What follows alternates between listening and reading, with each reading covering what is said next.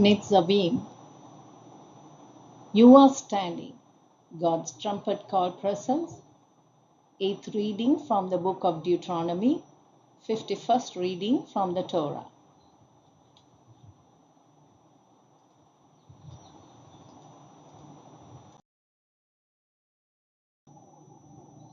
Outline of Torah portion. Standing before Adonai. Deuteronomy chapter 29, verse 9 to verse 11. Moshe spoke to all Israel, verse 9 to 11. Moshe, at the beginning of his speech, make it clear who he is addressing. He commanded Israel to observe the word of the covenant and obey them, and everything they do will prosper. According to Rashi, Moshe, on the day of his death, assembled all Israel in the presence of the Holy One to bring them into his covenant. And he said, "Today you are standing, all of you, before Adonai your God." The Hebrew word used here is Nitzavim, implying standing at attention. Israel stood to pledge their allegiance, their loyalty, and stood in reverence before Adonai.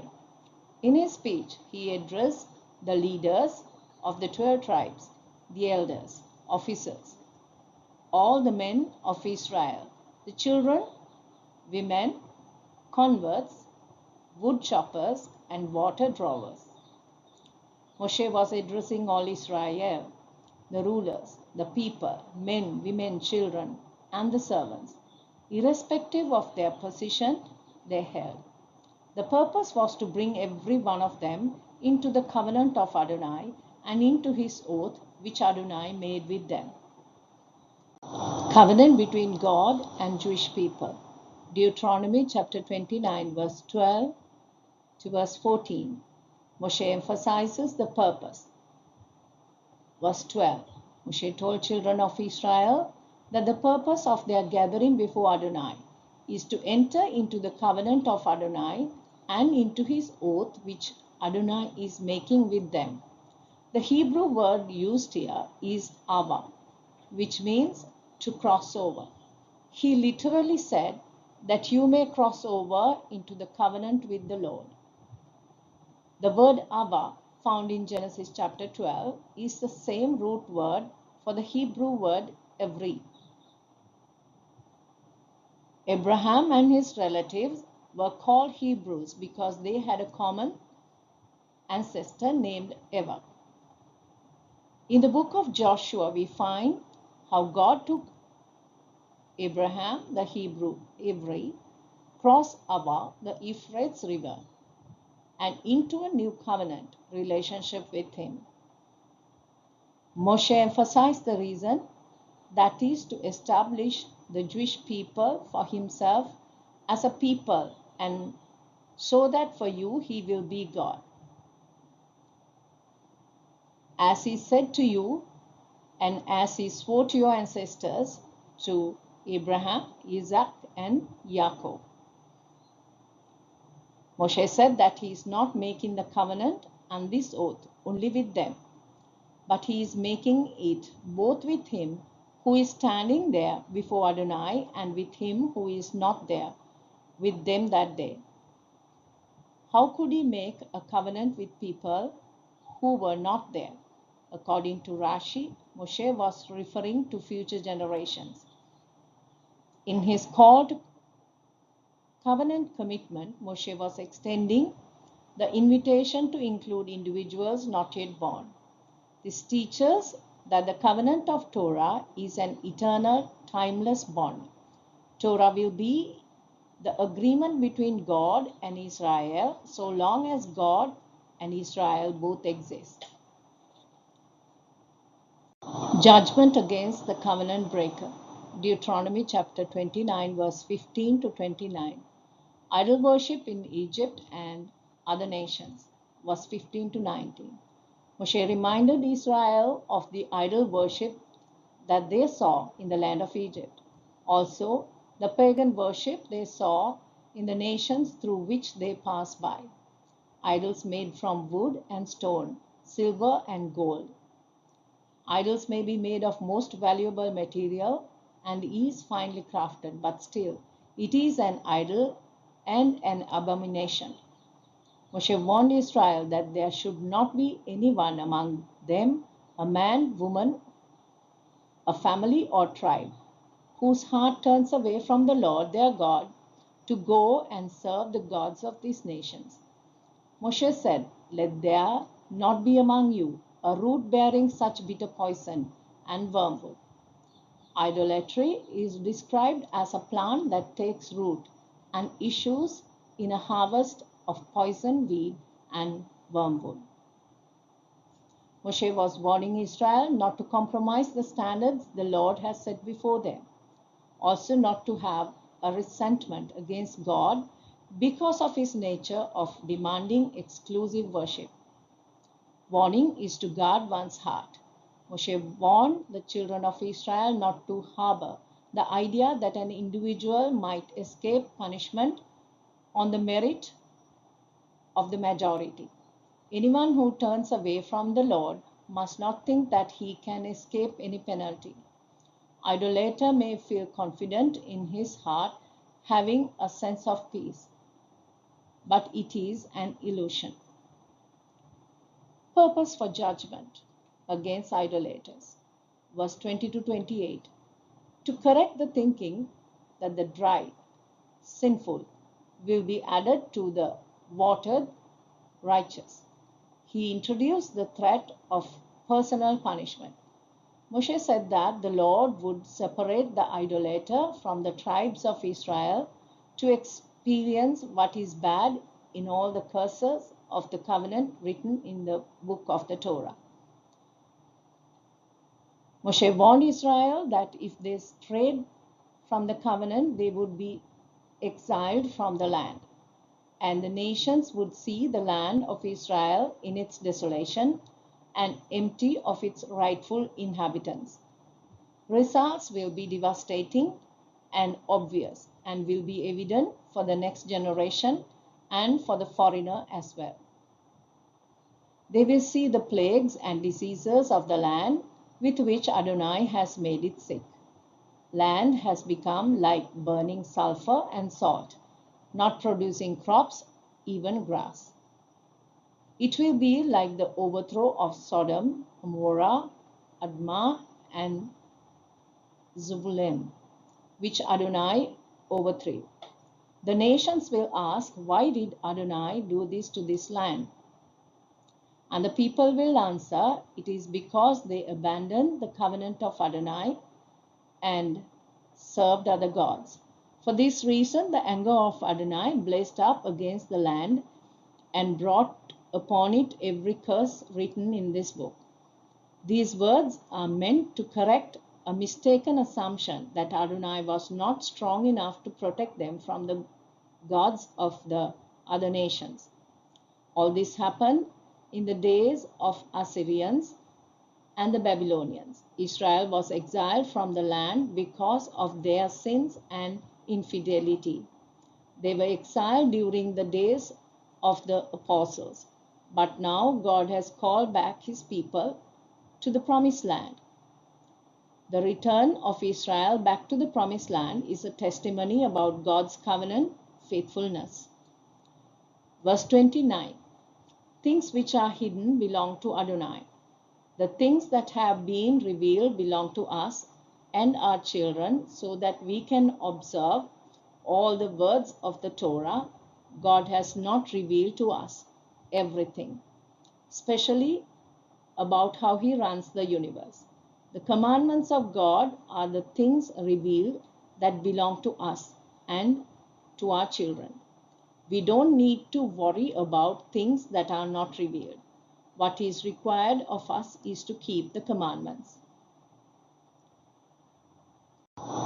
God's fidelity for Israel assured. Deuteronomy chapter 30, verse 1 to 6. Restoration after repentance, verse 1. Moshe explained the blessings and curses that would come upon an obedient or disobedient Israel. The Lord knew Israel would be eventually scattered and exiled more than once. Through Moshe, God is addressing those Jews dispersed among the nations to remember the promises of the blessings and the curse. Restoration to the promised land, verse 2 to 5. When Israel returned to the Lord and obeyed his voice, both them and their children with all their heart and with all their soul, the Lord will bring them back from captivity. He will reverse their exile. He will show compassion on Israel.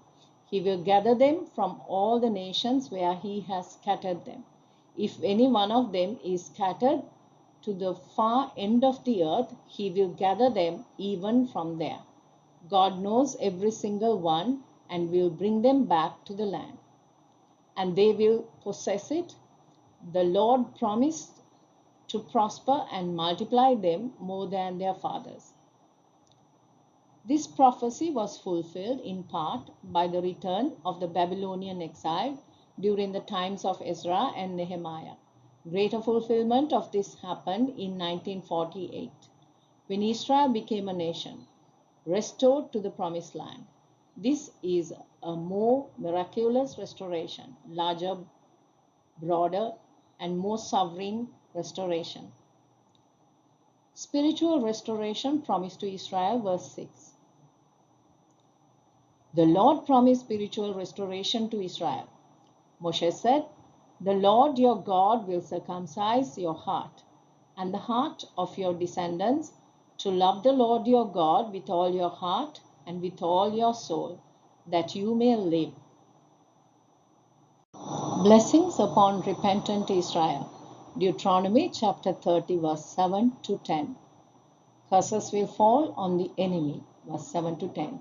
Moshe said, "The Lord your God will put all these curses on your enemies and on those who hate you, those who persecuted you." As Israel was restored to the land and restored to a true relationship with God through Yeshua HaMashiach, their Messiah, God would defend Israel, and curses will fall on enemies of Israel, those who hated and persecuted them. This promise is like the promise God made to Abraham, to bless those who bless you and to curse him who curses you. Genesis chapter 12, verse 3. It is foolishness for some Christian and certain institutional churches to persecute the Jewish people. Moshe said, "But you will return and pay attention to what Adonai says and obey all his mitzvahs, which I am giving you today. When Israel obey the voice of the Lord and do all his commands, Adonai will give you more than enough in everything you set out to do. The fruit of your body, the fruit of your livestock, and the fruit of your land. Adonai will once again rejoice over the Jewish people, just as he rejoiced in your ancestors." Moshe emphasized that all this will happen only if they pay attention to what Adonai, their God, says. Obey all his mitzvot and regulations which are written in this book of the Torah. If you turn to Adonai your God with all your heart and all your being.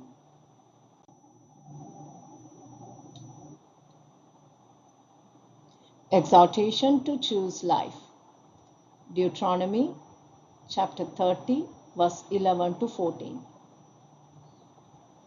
Moshe concludes his sermon, verse 11 to 14. Moshe speaks to Israel's capability to keep the covenant. He said, "This commandment which I command you today is not too mysterious for you. It is not far from you. It is not beyond your reach." He said it is not in the sky, so that you need to ask, "Who will go up into the sky for us? Bring it to us and make us hear it, so that we can obey it." It is also not beyond the sea, so that you need to ask, "Who will cross the sea for us? Bring it to us and make us hear it, so that we can obey it." Moshe said, "On the contrary, the word is very close to you, in your mouth, even in your heart. Therefore, you can do it." The choice. Deuteronomy chapter 30, verse 15 to 20. Moshe said, "I have set before you today life and good, death and evil. And he commanded to love the Lord your God, to walk in his ways, and to keep his commandments, his statutes, and his judgments, and that you may live and multiply. And the Lord will bless you in the land which you go to possess. The terms of the covenant gave Israel a choice. God set before them life or death, good or evil. God would glorify himself through Israel through their obedience and faithfulness to the covenant. Through obedience, Israel will see blessings, and disobedience will bring curses on them. Disobedience will not prolong their days in the land which they cross over the Jordan to possess. Moshe said, I call on heaven and earth to witness against you today that I have presented you with life and death, blessings and curses. Therefore choose life, so that you will live, you and your descendants. Moshe told Israel, love Adonai your God, pay attention to what he says, and cling to him. That is the purpose of life. And he said, on this depends the length of time you will live in the land Adonai swore he would give you to your ancestors, Abraham, Isaac, and Yaakov.